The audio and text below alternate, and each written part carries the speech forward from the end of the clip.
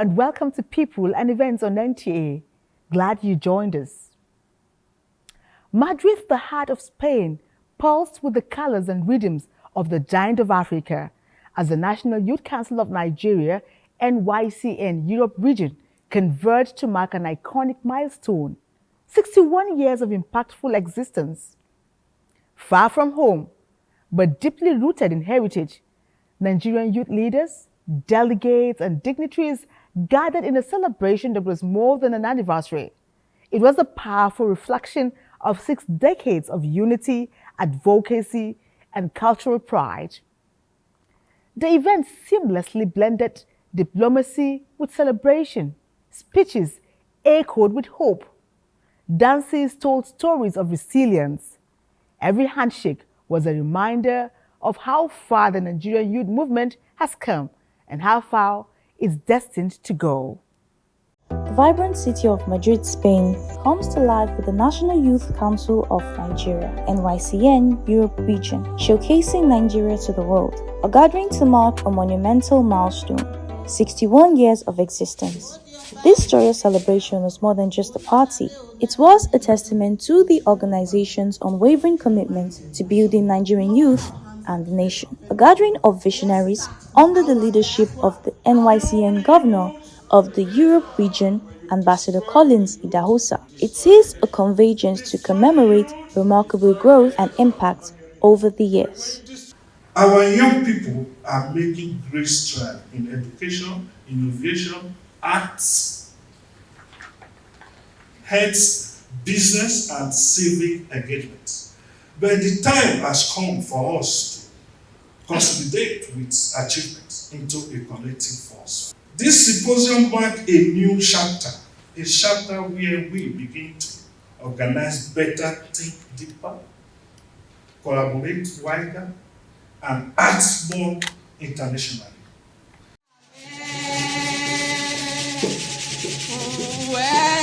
The atmosphere was electric, filled with enthusiasm and a shared passion for youth empowerment and national development, a tribute to resilience and dedication.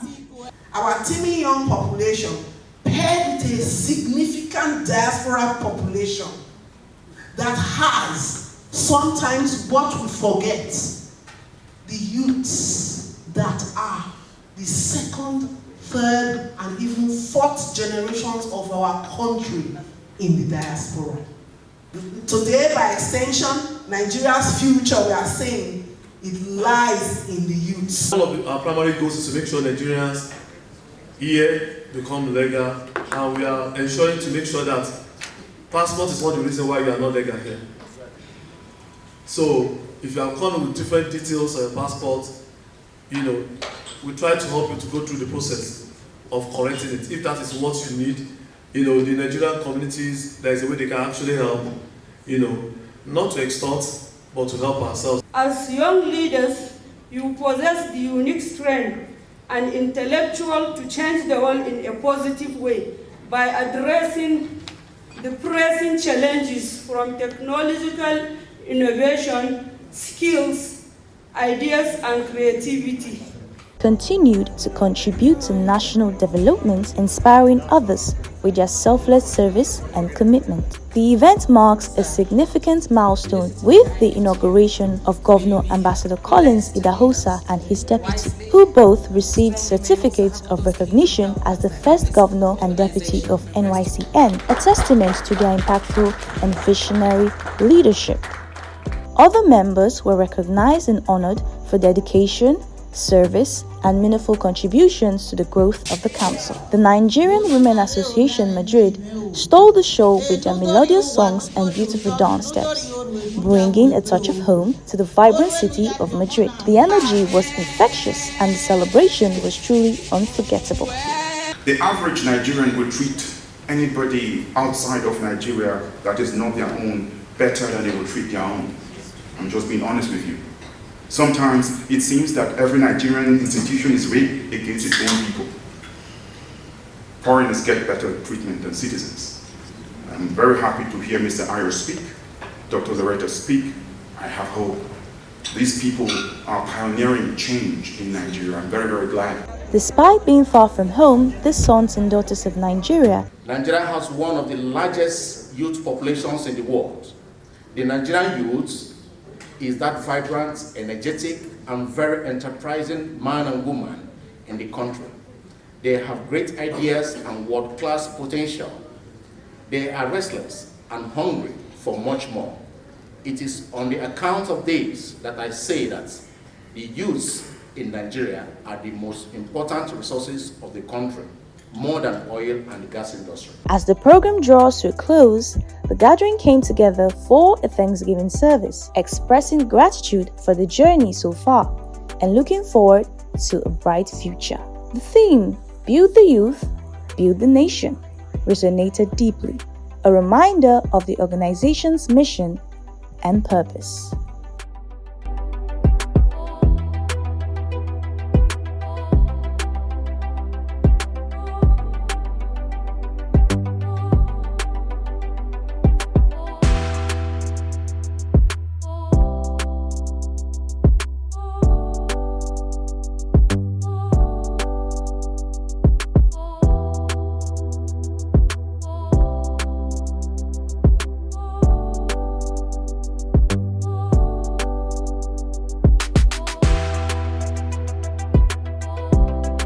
Build the youth. Build the nation. Build the youth. Build the nation. In today's fast-paced and ever-changing world, teenagers often find themselves at crossroads.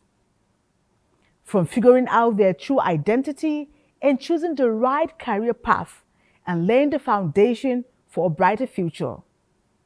But in the heart of Nigeria's capital city, Abuja, the Redeemed Christian Church of God Everlasting Arms Parish is rising to this challenge with intentionality. Their annual Themes Career Conference once again proved to be a life-shaping platform, equipping young minds with the wisdom to build healthy relationships, set clear boundaries, and make purposeful decisions for tomorrow. Now let's journey into how the inspiring day unfolded with Gufwan Shaji Ungwani.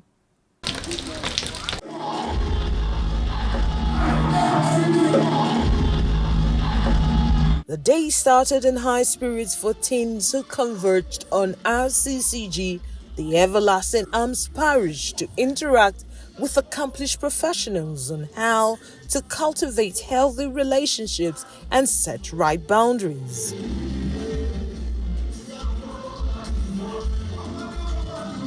Speakers at the conference emphasized the importance of setting boundaries in various aspects of life, including relationships, social media, and personal goals. They encouraged teens to prioritize self-care, communicate assertively, and surround themselves with positive influences. Everything I had to be delivered from, I picked up as a teenager. All of the vices were made attractive to me at that time by friends, by people that I thought were good relationships that I had. Unfortunately, I didn't realize that those relationships were unhealthy and they were going to help me make unhealthy choices. I said to myself this morning, what if someone had come to me 40 years ago?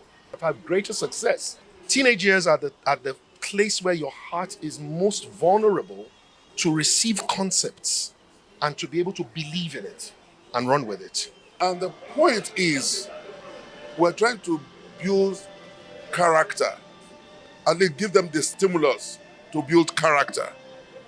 And when these people leave this auditorium today, some people would have made up their mind to be different.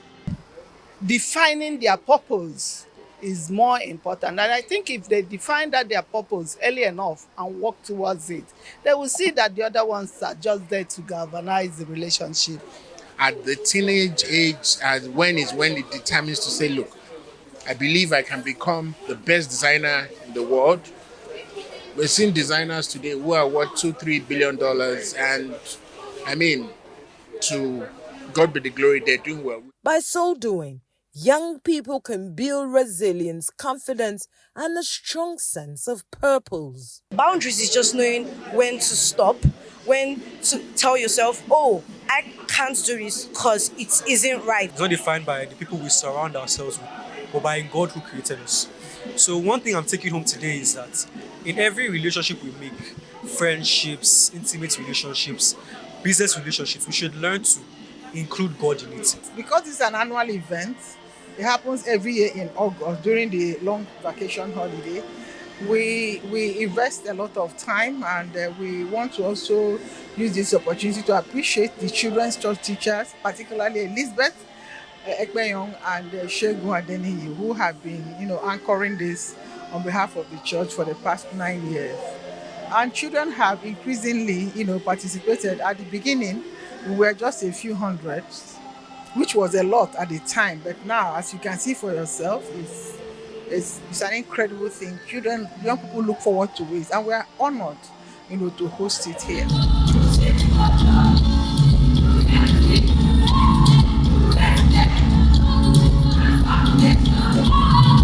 RCCG Tips initiative to host this event demonstrates its commitment to raising responsible, confident and God-fearing teenagers who are equipped to thrive in an ever-changing world.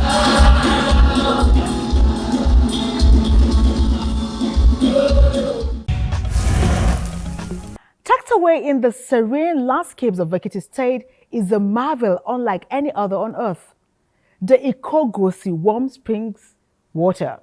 Here, warm and cold waters rise from the ground and flow side by side, defying nature's logic by never mixing. Just have an hour's drive from Ado Ekiti. This rare wonder has puzzled scientists, enchanted explorers, and stirred the imagination of locals for centuries. And as though the two were not enough, a third stream, lukewarm, runs alongside, completing a misery that has endured for more than 700 years. Ikogosi is not only a scientific curiosity, it is a sanctuary where nature's beauty embraces culture and history. Olukemi Sani will take us deep into the heart of this hidden jewel of Nigeria. Nestled in the tranquil community of Ikogosi in Ekiti State lies one of Nigeria's most inspiring natural wonders, the Ikogosi Warm Springs. Here, nature performs an extraordinary feat. From one side of the hilly terrain flows a warm spring at a temperature of 70 degrees Celsius. From another rises a cold spring, both meeting at a confluence, yet miraculously maintaining their distinct temperatures side by side at around 37 degrees. Spanning over 31.38 hectares, the springs is cradled by a lush, evergreen forest, a protective canopy formed by towering palm and mahogany trees that have grown together for over a century. It is not just the scenery that leaves visitors enchanted. The silence, the serenity, and the story are a blend of legend, culture, and healing. Centuries ago, a revered traditional healer, Awopo Ereoje, journeyed from Ile-Ife in Osun State to this very land. He was known for his powerful gift of Ado-Iwosan, healing through nature's elements. He came with his two wives, Awele, calm and gentle, and Aino, spirited and fiery. It is said that Awopo Ereoje could summon both cold and warm water from the rocks to heal the sick. When he passed on, his legacy transformed into legend and into nature itself. According to oral tradition, the cool and gentle Awele became the cold spring, while the hot-tempered Aino became the warm spring. Their son, Orosun, born of Aino, is believed to have become the lukewarm spring, continuing the sacred healing powers of his father. From this legend comes the name Ikogosi, now known as Ikogosi. Our Ereje went up to enter the ground and now transform to the warm water. The promise that our Ereje made the other time, that's what brought the two wives, tossed to colder and colder water from different sources, remained the son, which is Olosun, that's settled by the left-hand side. When people now come here for healing properties, they will be asking of Olosun Ikogosi. For many who have visited, the springs are more than a tourist site. They are a place of reflection, healing, and quiet awe. The lush forest, the spiritual air, and the age-old legend combine to give Ikogosi not just a place to see, but to feel. From nature lovers to curious adventurers, and even organizations like the NCA Ado-Ekiti, the stories of unforgettable experiences here are many. Wow, it is hospitality at the peak. From the entrance up to the last point, the people here know what they are doing.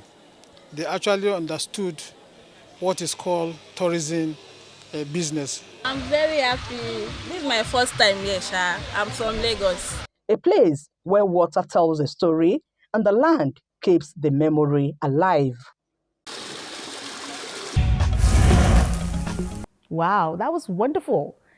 For one unforgettable day, books were closed, pens were down, and lecture halls transformed into theaters of tradition as students of Ahmadu Bello University Zaria threaded exam anxiety for ancestral elegance. The air pulsed with drums, dancing feet as agbadas billowed like royal sails, and gilly crowns shimmered under the northern sun. The campus morphed into a living mosaic of Nigeria's heritage. From Hausa to Igbo, Yoruba to Tiv and many more, each tribe telling its tale in rhythm, fabric, and flair. Umar Mohammed Ajingi has the full gist. It was not the usual Salah festivity in the ancient city of Zaria, but a colorful cultural carnival, an initiative of students from different ethnic nationalities studying at the Ahmadu Bello University. At the Mamman Kontagora Convocation Square, a sea of spectators gathered from far and near, eager to witness a living showcase of resilience through Nigerians' rich cultural diversity.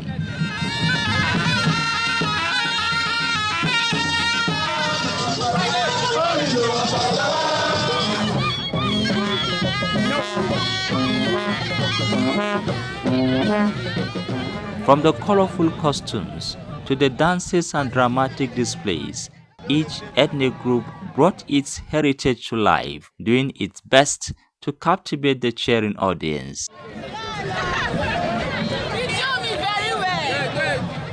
I am the paramount ruler, the Atar of Igala, of the prestigious Ahmadu Bello University area. Today we are here to tell the world, to showcase our great heritage, our culture before the world, to see that we are Igala people and we are proud of our roots, of where we are coming from. It will make great impact to our younger ones, especially our next generation, to inherit our rich cultural heritage. We are here to showcase our culture, our pride, to show the world, to show ABU that, yeah, we're in existence. We're also in this school. Yeah, this day is so significant because it celebrates the rich culture of Nigerian history. For many, this was more than just an entertainment, but a reminder of unity in diversity and a celebration of identity beyond the classrooms.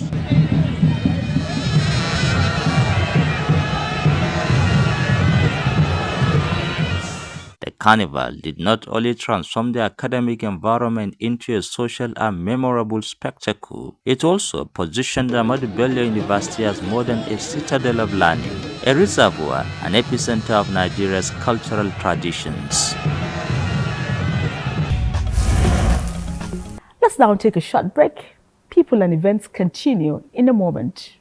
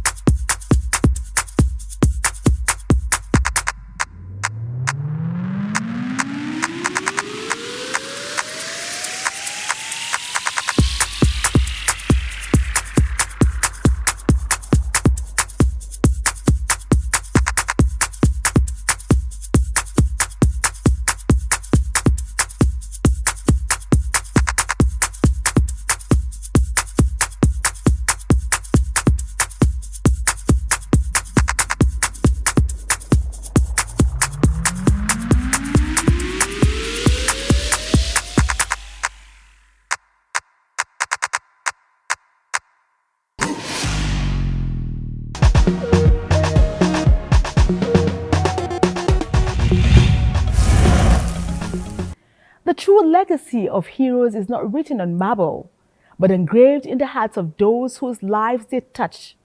Such is the enduring memory of Reverend Chukwuka Samuel Ndubisi, the late former superintendent of the Assemblies of God Church, Anambra State. His name echoes not only as a great leader, but as a living testimony of unwavering devotion to God and tireless service to humanity. From the pulpit to the people, his life became a shining example of faith, sacrifice, and impact that will continue to inspire generations. Jane Francis Obi takes us through the people, the memories, and the unforgettable moments that tell the story of this servant of God. Praise the Lord, let the people rejoice. Oh God, to the Father, through Jesus, the Son, and give Him the glory. The legacy of heroes is the memory of a great name and the inheritance of a remarkable example. This perfectly describes the life of the late Reverend Chukwuka Samuel Ndubisi, whose time on earth was marked by countless testimonies of selfless dedication to God's work and service to humanity. During the funeral service, the former General Superintendent of the Assemblies of God Nigeria, Reverend Chidi Okorafor, encouraged Christians to recognize the fleeting nature of worldly possessions and keep their eyes on the hope of eternity. If anybody is making plans to get a state, to get anything, to acquire position, to do this, and you don't prepare for eternity, you are not wise. Several ministers and friends of the deceased describe him as a mentor, a true man of God, and a philanthropist. Was mightily used by God to better my lot in life and ministry. It was through him my ministry moved from village to urban. I see and hear fire. Some saw him as the fiery prophet Elijah of the New Testament, due to the many characteristics he shared with the biblical prophet Elijah, while others saw him as the Socrates or Aristotle of the church. The remains of the late Reverend Chukwuka Samuel Ndubisi were laid to rest after the dust-to-dust ritual and other funeral rites were performed. His wife, Victory Ndubisi, and their children, including Chidinma Ndubisi, a staff of the Nigerian Television Authority, described the deceased as a kind man who was always available for his family. The man loved me too much. He doesn't joke with me. He don't want to hurt me for any reason. So we love each other. She's a caring man. He was a kind of motivation to me and the rest of the family. He taught me how to be resilient, how to thrive in the midst of chaos. It's Anambra State. They were saying the same thing, as if all of them sat together to write the same thing. A transparent man who fights for justice, someone who was a Christian to the core, who was known for being factual and truthful. Very responsible. We lacked nothing. He made sure he gave us anything. In fact, he wants to give us more. We are the ones that be like, we know we don't have this. Yeah? If he had more, he would have given more. He's one that cares for me, do everything for me. But I thank God, today, everything went normal. I thank God. Born 75 years ago, the general, as he was fondly called by colleagues and friends, rose to greatness through sheer hard work and determination, despite being orphaned as a child. He ultimately became the district superintendent. As an educationist, Dr. Ndubisi earned a PhD and encouraged his colleagues to pursue same. Our hearts go out to the family in mourning. And on this note, we wrap up today's edition of People and Events. Bye for now and see you same time next week.